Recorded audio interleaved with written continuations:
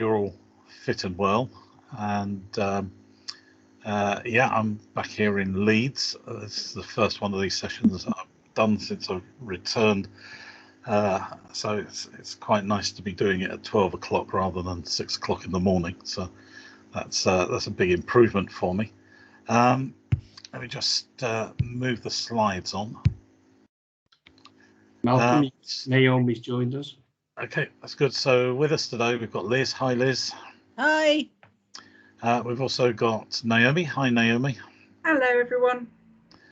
We've got Kevin with us. Hi, Kevin. Hi, Malcolm. Thank you. And are you better now, Kevin? I am a lot better than I was, thank you. Obviously, I was one of those to be hit by COVID a second time, despite fully vaccinated, but the enthusiasm is back. Well, that's that's what I like to hear. Lethargic Kevin seems a contradiction in terms. We have Nick is doing the marshalling. Gareth is unable to join us today, and Laura is still dealing with her internal difficulties with her systems. So pleased to see you all with us today. We're going to pick up really on a couple of subjects that I've had hovering around for a few weeks. But first off, let me just say we're going to do another session this week. We're going to do the benefits briefing this week. So Laura will be joining us for that to go through the circulars. Paul Howarth will be with us as well to look at fundamentally the key subject for us, which will be the conclusions that we draw about how revenues and benefits are going to be affected by the Chancellor's announcements that he's going to make on Wednesday. So those of you who indicated that you want to come along to those sessions, I've sent out the invites to the session on Thursday, and if anybody wants to join who hasn't been invited, just email us and let us know, and we'll add you to the list. And also for anybody who's new today, these sessions are fairly open. If you want to join in, just raise your hand or electronically electronically raise your hands, or you can make a note in the chat box and Nick will bring you in if you want to come and actually speak. So that'd be fine. Okay, so I wanted to start off with, let's start off with the stats as normal. So the last few weeks we've been expecting the numbers to go up, isn't that right, Kevin? On the back of the job furlough scheme finishing at 30th of September, yes, I would expect figures to go up. It's interesting, locally we were talking to our local Job Centre Plus and the RC Job Centre, and they are seeing some increases in universal credit. Whether or not it's got through to local authorities yet remains to be seen, of course. Yeah, absolutely. I mean, having a look at the numbers. So just to remind everybody, the numbers that we're looking at are the numbers of applications being made.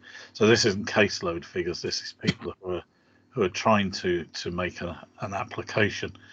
Looking at the calculations on the CTR, the numbers are still slightly dropping.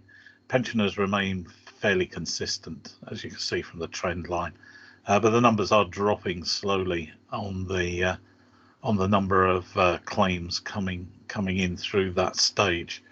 So I thought that was quite interesting because I was expecting to see them rise. Now they may still rise before the end of the year. And in general, if we just look at the number of people that are just trying to make an application for housing or benefit or council tax benefit, those numbers are also sort of slowly decreasing. And I don't think that isn't what we expected to see, was it, Liz? No, but I suppose it's early days yet. Yes, yeah, it is early days. No, it'll take a while for it to feed through, I think. Yeah, and those numbers aren't dropping significantly. That's still a fairly steady trend line. Malcolm, we believe it will take up to 3 months for the impact of the job furlough scheme to come through, because people might. The job furlough isn't just about those that are looking for work. Employers have used it to their benefit to try and keep people in employment. Other people have got second jobs. Other people might not qualify for benefits. So whilst we had 5% at the end of September at Mid Sussex on job furlough, they might not all be going to impact on debt or other issues as well. So I think it will take time, although it was quite interesting in the meeting, as I said, with the local job centre, they were seeing in hundreds rather than thousands, because we had 3,600 on job furlough at the end of September. They were seeing a small impact on universal credit after going down in numbers for several months before.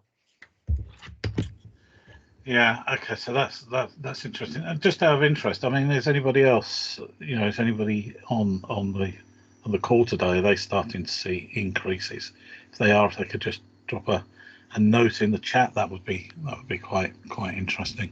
Malcolm, at Cambridge, we're seeing small decreases still in universal credit and CTR, and small decreases in HB as well. But you don't count your chickens, as Kevin said. There is a way to go before we get a real picture of how that will impact on things. And the employment in Cambridge, is that more kind of focused around new technologies and things like that?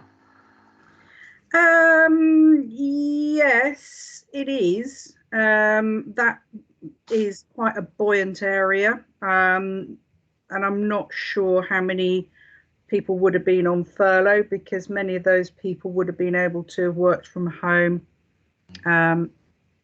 anyway. And, we are still experiencing issues with trying to get vacancies filled in the city. Yeah, and the vacancy thing, I mean, I noticed today that, I think it was today or maybe it was yesterday, there was a report in one of the papers saying that most employers are looking at recruiting over the next 12 months, aren't they? Mm.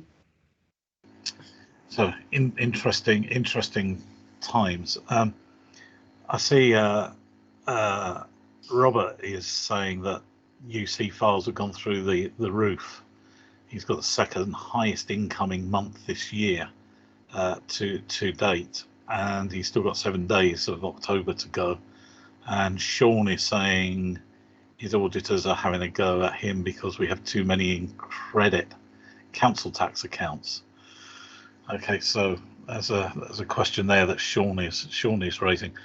Robert, I know you're there. Are these numbers really big for you? Do you want to join in? They are. Up for October so far, we've had just over 9,300 files. Yeah, that's quite a lot, isn't it? We've had 60,000 since the 1st of April. Bearing in mind, last year we had a 194% increase and we ended up at 86,000 files for the whole year. It looks like we may top 96,000 this year if it keeps going as it is. And just remind me, which local authority are you with? Barking and Dagenham. Oh, that's right, Barking and Dagenham. Yeah, we were one of, I think we were in the top 3 impacted local authorities during COVID for the increase in UC claimants. I mean, our claimant base within the local authority for universal credit shot up from 17,000 to 36,000 in the first 7 months of the initial COVID lockdowns.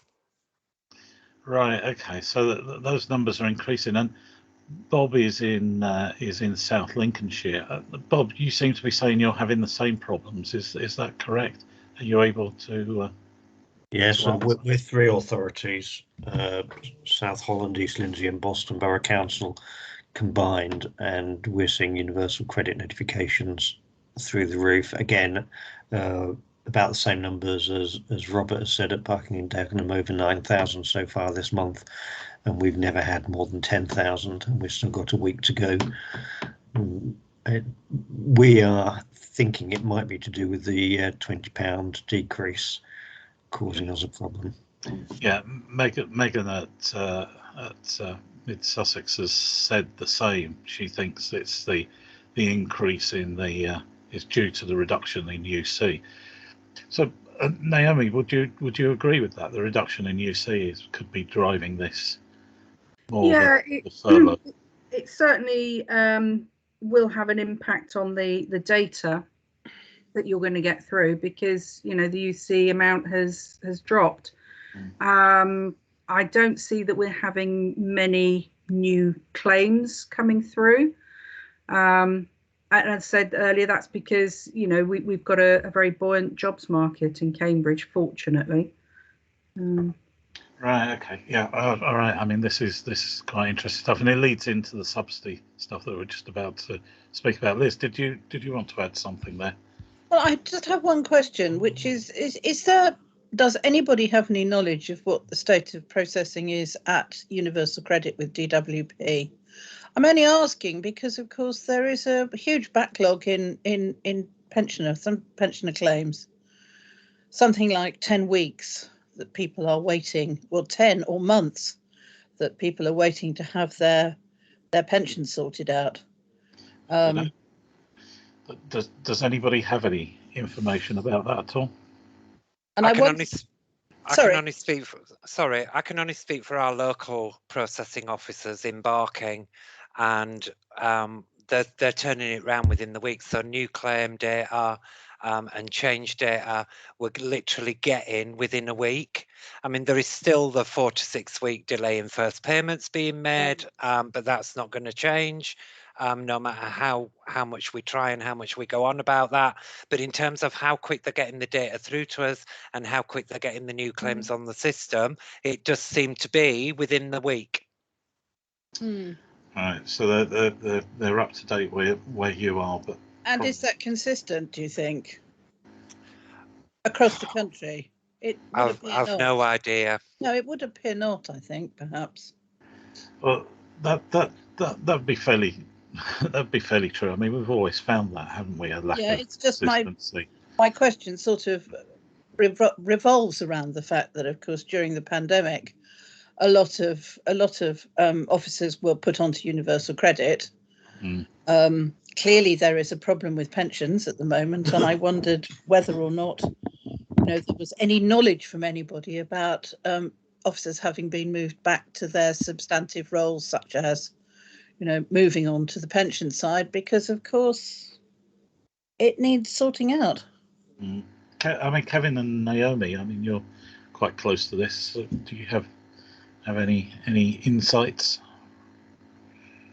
We've not heard any problems and issues from pensioners not receiving their state pension, and I think that what DWP have done is they've ring-fenced their backlog and are working on that separately with experienced officers that they've now released back to the pension service, and the newer claims are being done with fairly quickly, which is what you've said, Liz. And I believe that most people had been released back to their substantive posts from sort of last year and earlier in the year. Personally, I'm not aware of any issues, but if I need to give them notice of handling my pension in a few years' time, please let me know. I'll stop now. Right, okay. I wanted to move on to subsidy because this kind of does impact on subsidy case numbers, and also because it's probably not going to be spoken very much about by the Chancellor on Wednesday, but it seems to me as though it's something that we probably ought to be having a bit of a discussion about how it's heading. I've just drawn up the welfare spending forecasts there, which come from the Office of Budgetary Responsibility, and I mean the numbers look, I thought, quite interesting. I'm a bit geekish when it comes to this. I mean, universal credit there for the outturn for this year is sitting up there around 18.2. And we can see that by 2025, the outturn is 61.5. And then if we look further down there, we see working age housing benefit going from 12.1 to 4.7. So is that the feel that we would have, that the caseload and the spend is likely to move within that kind of profile from 12.1 across the country. I assume that's 12.1 billion to 4.7 billion. No, I'd say no. Actually, looking at the figures, current year 21-22, working age housing benefit of 10.4. Yeah. Down to 4.7. Not without the aid of some sort of managed migration. I don't think that's going to be achieved. And obviously, DWP have abandoned all aspects of managed migration.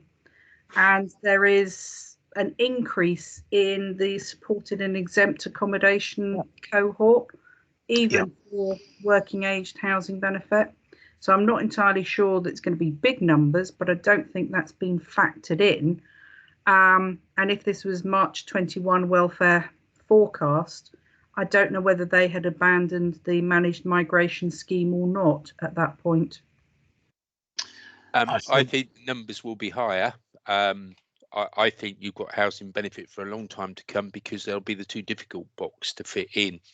And I'm not sure the DWP would argue that managed migration is out the window, because they got rather shippity when we said it's managed migration's gone. No, it's there. People just got a choice, which as Naomi said, I think that means that are these people going to go on to universal credit?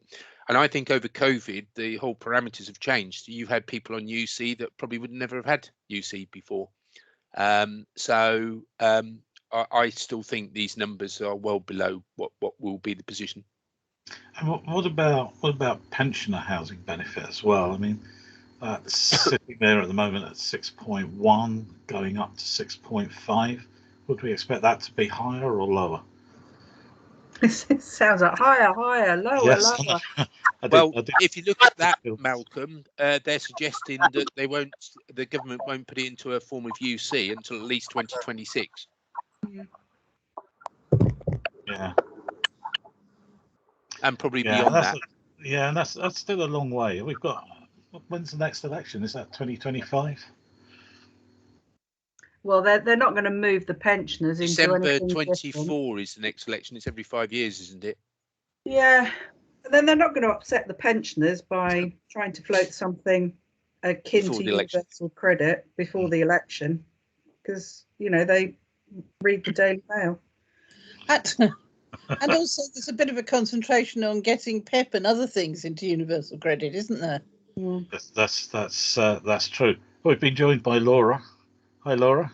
Hi, Laura. Hello. You're in your shed. I'm in my shed. I am. Excellent. I'm sorry I'm late. No, that's okay. We're talking subsidy at the moment, and we've just been talking caseloads. So some of the stuff that's been said about this is that spending on universal credit and its predecessors is up 15.1 billion so far. That's 23.5, but that's down to the pandemic. I don't know. It is down to the pandemic, isn't it, Kevin? I would say yes, but have we actually seen the true impact of the pandemic yet? I still think we're learning the lessons from it, and the full picture won't come out for a little while yet, particularly if rates continue to increase. Yeah, and pensioner benefits there. The spending on pensioners is up 2.4 billion. That's only 2.2%. But I think pensioners, Malcolm, going forward, what's going to be in the pot? And I have seen in a range of studies where pensioner ages are going to go out and out and out. And so I think those of you slightly younger may have to work a little bit longer, perhaps.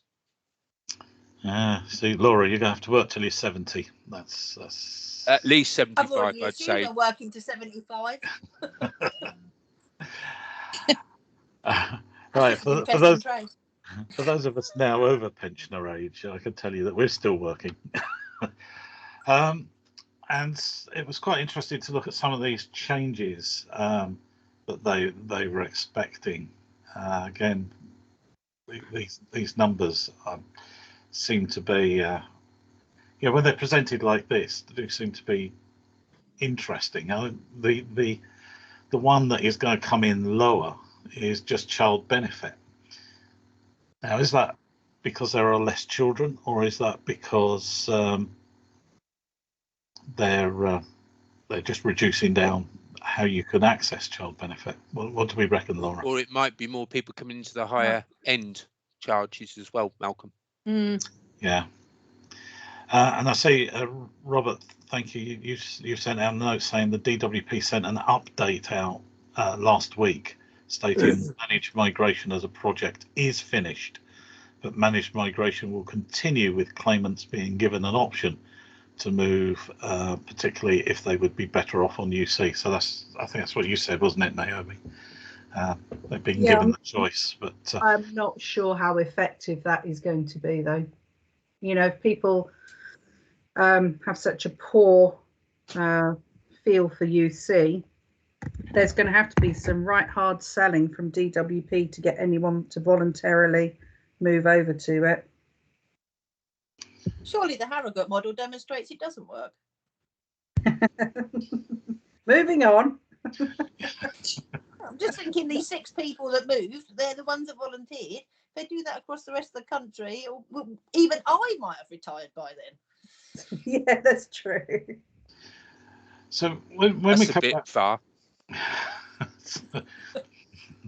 so when we come back to you know, the cash growth in spending on UC and its predecessors, we can see, you know, working age pension spending is dropping. So that, do we expect that subsidy is not necessarily going to reflect in the future the amount of work that local authorities are doing for the remaining HB? I think per pound spent on housing benefit subsidy, the cost of doing it will increase for a variety of reasons. You've still got your workbooks to do, whether you've got, you know, 20,000 claims or 10,000 claims. You've still got your audit fees that are going to go up. So I don't think that there's much saving. In fact, I think per pound of housing benefit paid out, there will be an increased proportion to dealing with the subsidy claim. I agree there. My view is that I think we're getting the more complex cases as well, which provide additional issues for HP subsidy. I think proportionately per cost, and sometimes people look at the payment of claims and don't always look at the admin. It's a bit like the grants. They look at the payment of grants and don't always look at the admin, the reconciliations, and all the extra work we've got to do for BIS. I think it's an holistic picture, and I don't think subsidy is going to get any more simpler or cheaper, reflectively. Laura? I think that subsidy is actually a kind of an overarching thing, to be quite honest. It's all about whether the council can maximise its income by utilising as much subsidy payments as possible. So I'm going to mention that hot potato of supported accommodation, because until we keep working with those providers to get the correct claims in payment and to make sure that they are adjudicated correctly for maximising our subsidy, local authorities will always be a poor relation in that costing. So I think subsidy actually is my biggest thing. When budgets are cut, homelessness are increasing, more people are on temporary accommodation, more people are now supported. I think that the subsidy is very much at the forefront of everything from a benefit manager's point of view, certainly.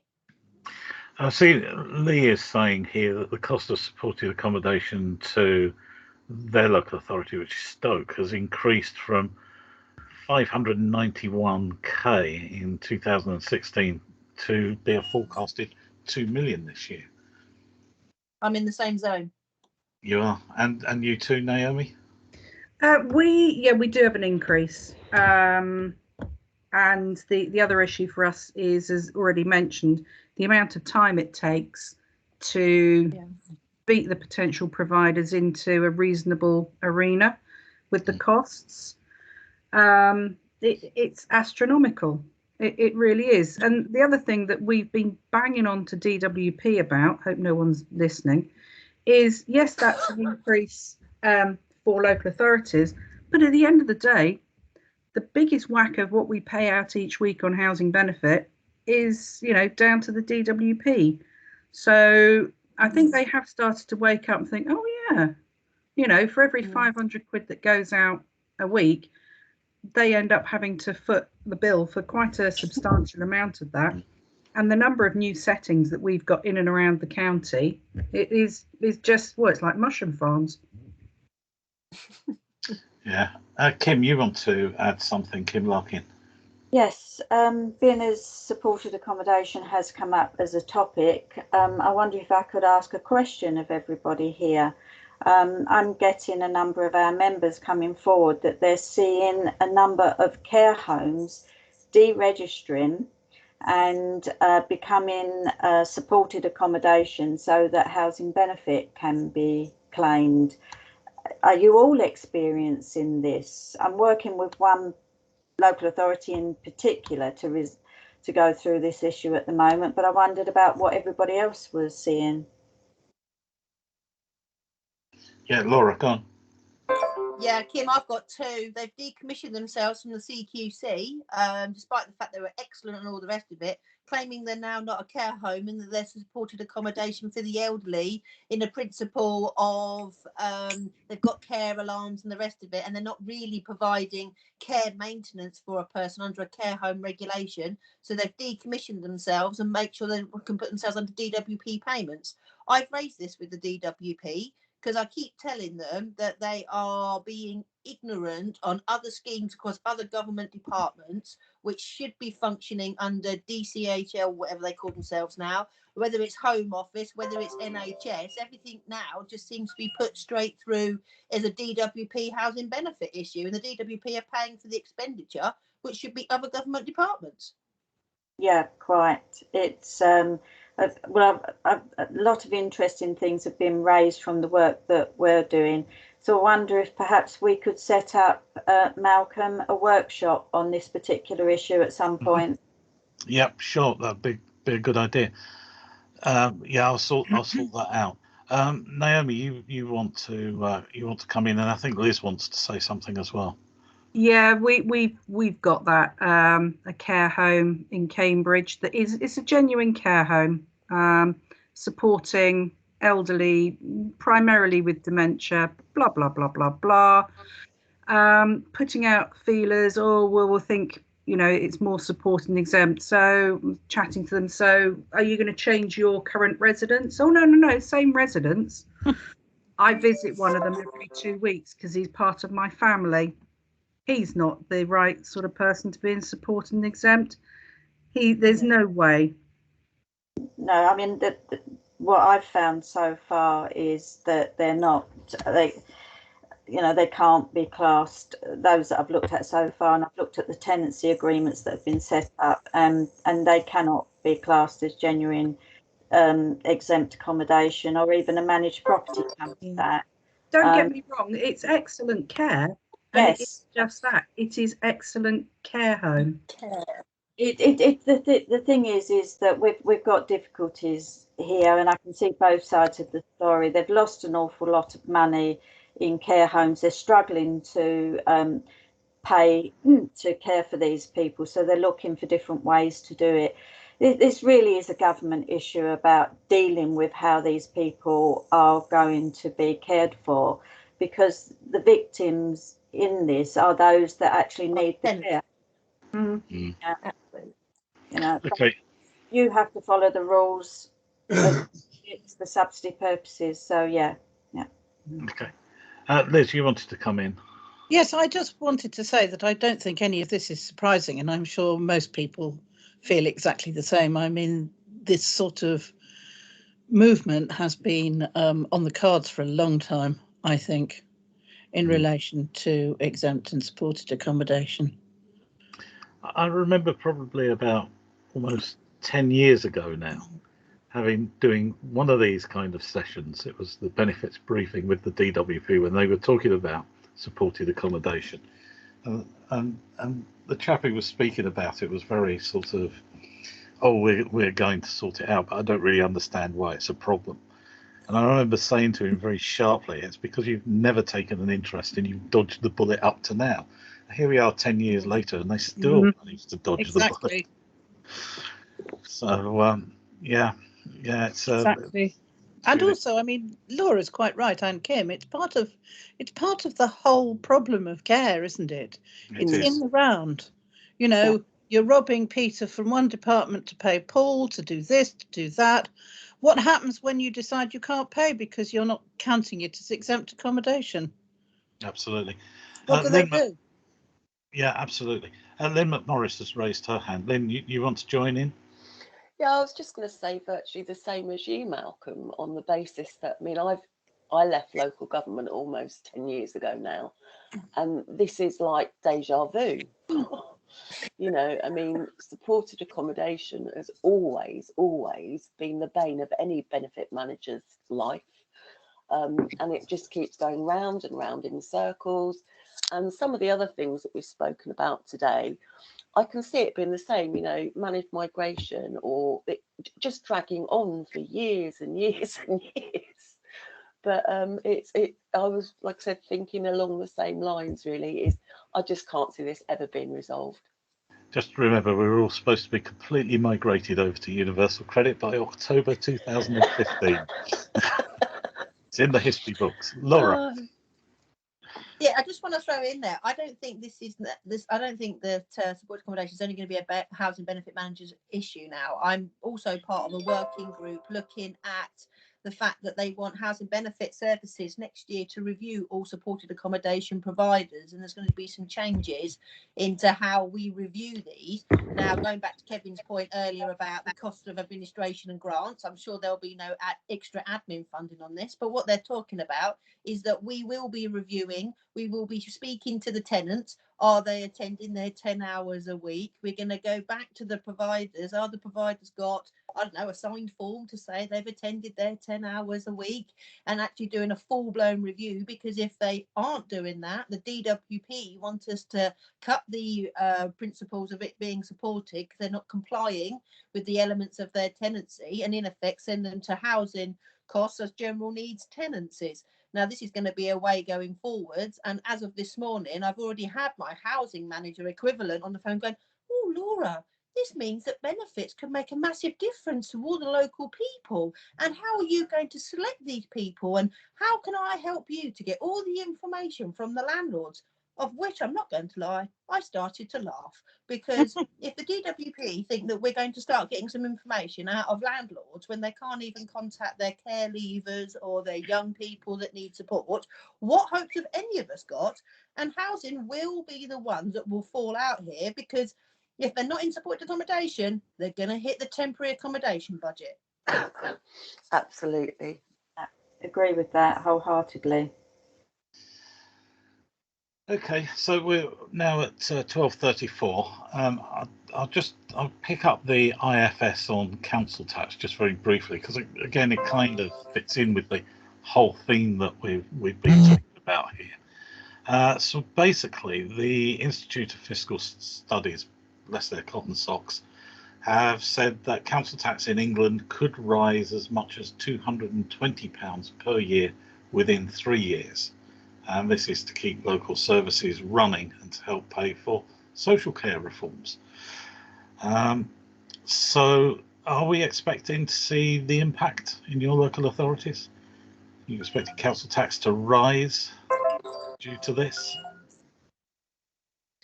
Excuse me being out the loop here, Malcolm, but are we saying we're going to have the extra on the precept on the council tax bills plus the increase on your national insurance contributions? That's correct, is it not, Kevin? I would say that there are likely to be larger increase.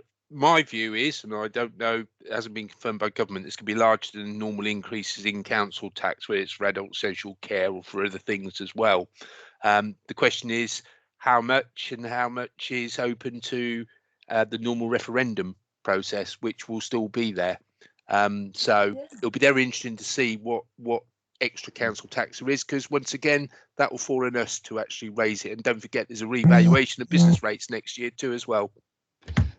Yeah, I mean they're talking about 5% a year, the IFS at the moment. That's what they're estimating. I haven't heard any figures, but I should imagine it will fall on local government, of course, billing authorities. Yeah. I mean, these slides are in the pack, so you can have a look at those. But yeah, I mean, they are. I mean, the IFS main point here was that all of this is a result of the funding for social care. I guess for local authorities, though, I mean, this is also going to increase the amount you're going to be spending on local council tax support, isn't it? Because, you know, if bills go up by 5%, then presumably those people that are claiming local council tax support will be claiming more as well, regardless of what kind of schemes you might have. I would say yes, council tax support schemes are likely to go up unless you're planning to change them this year. I think it's one of the things you've got to look at, but obviously you can only change it once a year and it has to be by the 11th of March. But have we seen the true impact of the job furlough scheme finishing? We already mentioned about that. No. And the other impact as well. And the new normal of COVID, it's not going away. Have we seen the true impact of that as well? I'm not so sure. Naomi, what's your view on this? And then we'll go to Liz. Yeah, well, obviously, if you're going to raise the charge, unless you significantly change your schemes, as Kevin says, you will have an increase in council tax support costs. You also need to think about who your preceptors are and what their view of such an increase means to them as well. Liz, I'll get you to comment as well. Then, well, people are going to ask. I think it does mean, obviously, it means rises in council tax, and obviously that will mean increased expenditure on council tax support. It's looking to me as though actually currently, and the way things are at the moment, you're almost in the position where you would look to change your council tax support scheme every year, which is again another administration burden. It is. We've got Nikki Duckworth and Phil on this call. I wonder if one of them might like to comment, because you're the experts in the direction that council tax is kind of heading here today. Hi, Malcolm. Hi, Phil. Nikki can't speak. She's lost her voice. Oh, so, no. It's me. She remains the expert, but she's unable to speak. This is why you sound so cheery, isn't it, Phil? I can say that because Nikki can't tell me off. If you shouldn't really change your scheme when it's just the an inevitable consequence of the decision on council tax.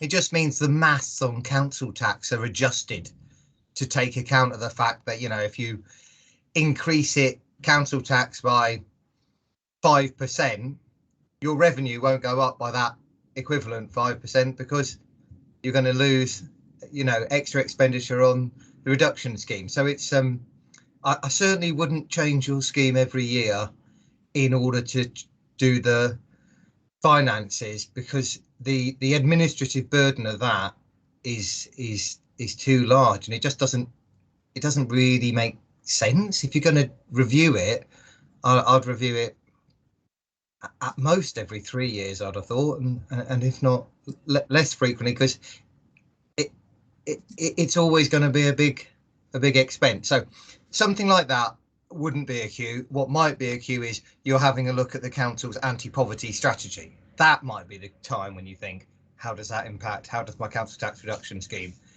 impact poverty in the local area? That's a strategic review. That's the time to look at your council tax reduction scheme, not we need to save money because the maths don't add up. Yeah, okay, thanks, Phil. That's an excellent explanation. Thank you. Liz, you wanted to add something? Yeah, well, actually, I agree with that, except for the fact that as I'm sorry, I forgot what your name was. Phil. Phil. It's Phil. Phil or Bill? Philip. Philip. Okay, Philip. Sorry. I think you're right, and I absolutely completely agree. There are other pressures on council tax support schemes as well as just financial. You know, I mean, if you've worked in authority where actually making it right for your residents is quite a large consideration, then as you've said correctly, there are other pressures that are brought to bear on your scheme, and maybe every year is a little bit alarmist, and not particularly sensible. Also, I'm mindful of the fact, as we all are, that actually, you know, council tax is one of our only regressive taxes, and it is not, and it's being, a lot of burden is being placed on it. Yeah, that's true enough. Go on, Bill, come in.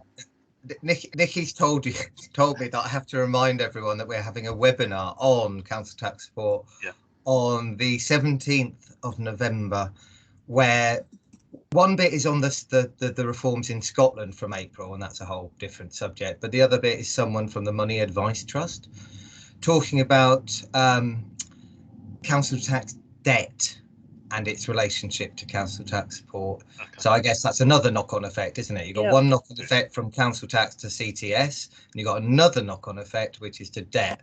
And it's a forecasting exercise to do that with a suitable range of doubt, because you don't know exactly how strong those knock-on effects are going to be. Anyway, I'm sure we'll put a link in the chat. Yeah, put a link in the chat, and I'll circulate the link out when I write out to everybody as well. So make certain everybody gets told about it. Thank you very much. No, don't have to thank me. It's been an excellent session, and I recommend everybody goes along to it. Right, okay, I'm making it now 12:43, so I'm going to wrap up. We're not going to do in other news, and we'll finish off at this point. Recording of this will be in our YouTube channel, just to remind everybody, and I'll try to send out the slides to everyone as well. So in which case, can I thank everybody for today? I thank my panel. Laura, it's good to see you again. Thank you. Liz, thank you very much. Thank you. Kevin and Naomi. Thank you very much. And everybody else who joined in, Lynn and Robert and Phil. Sorry to drop that on you, Phil. That's the way we roll. And see you all probably on Thursday then for the update following the Chancellor's thrilling, I'm sure it'll be thrilling autumn statement. All right, see you all next week. I'll see you all on Thursday. Bye. Bye. Bye. Oh.